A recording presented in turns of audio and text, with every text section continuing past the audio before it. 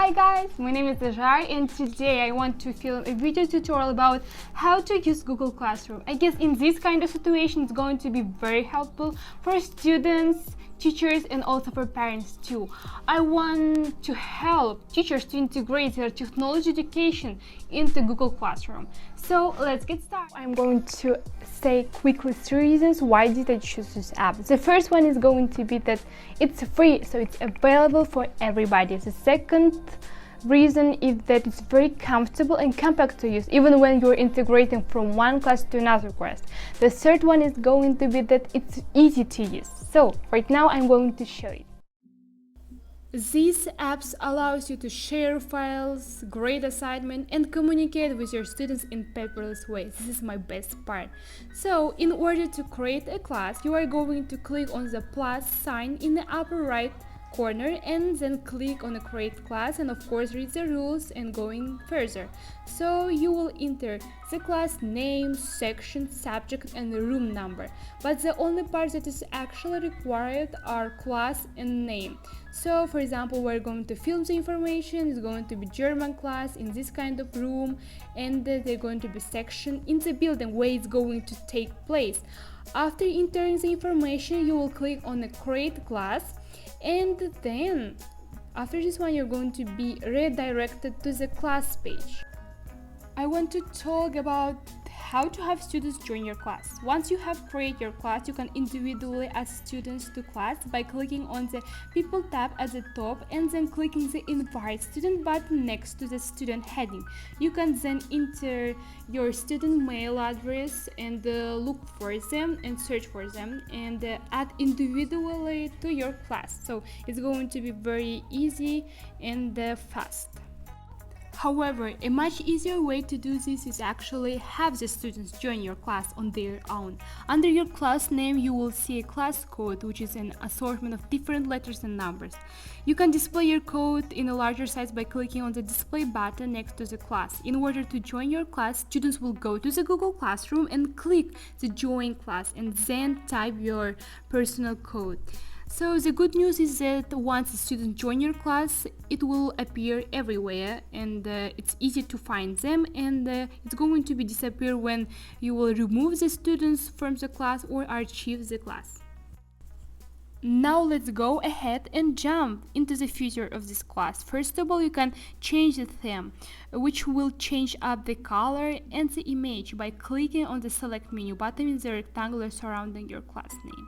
You can either use one of the pre-created themes which is offered. For example, they're going to be different colors and depending on what kind of subject you are going to choose. So I guess I'm going to choose something relating with languages, so you can see they're going to be different colors and on different topics. So this is going to be mine, and after this one the theme is going to be changed, or you can just use either one of your personalized photo by clicking on upload photo and then choosing the photo from your computer.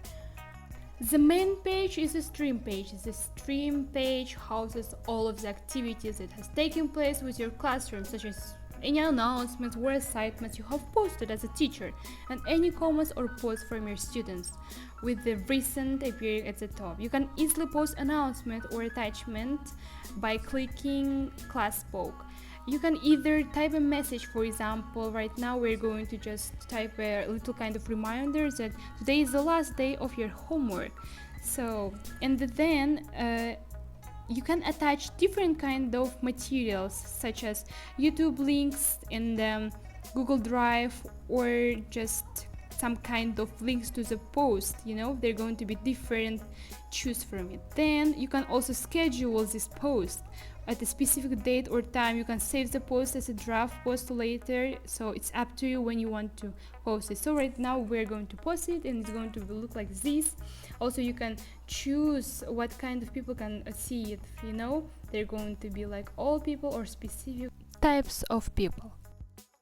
So let's post an announcement or just kind of interesting facts and information. So we're going to choose what kind of students can see it and the name of our course. Then we're going to add one kind of file. It's going to be, for example, about recycling, maybe interesting facts and the description to the file. In our case, it's going to be interesting facts. So also we can schedule when it's going to be published, the time we're going to choose it, and that's it. Very easy. Now the classwork tab at the top is the main place where you can create assignment for your students. So it's going to look like that. There's going to be Google Calendar and Class Drive folder where all the files are going to be saved. In order to create a new assignment, just click on the create button and then choose the type of assignment you want to create.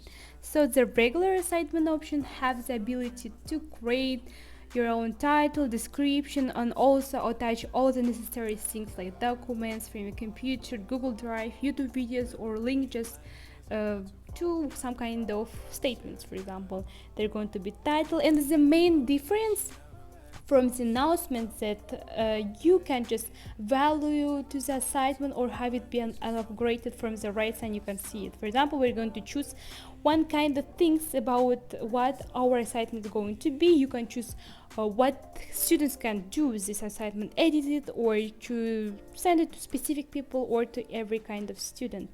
Also, what's the main part is that you can choose, for example, documents and open it here. So if you don't have, everything is free to use. It's very comfortable, not only for you and for students too.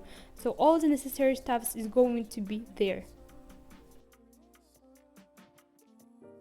So the next one is going to be quiz assignment. The quiz assignment option will automatically attach a blank Google form that you can use to create a quiz for your students. So it's very easy.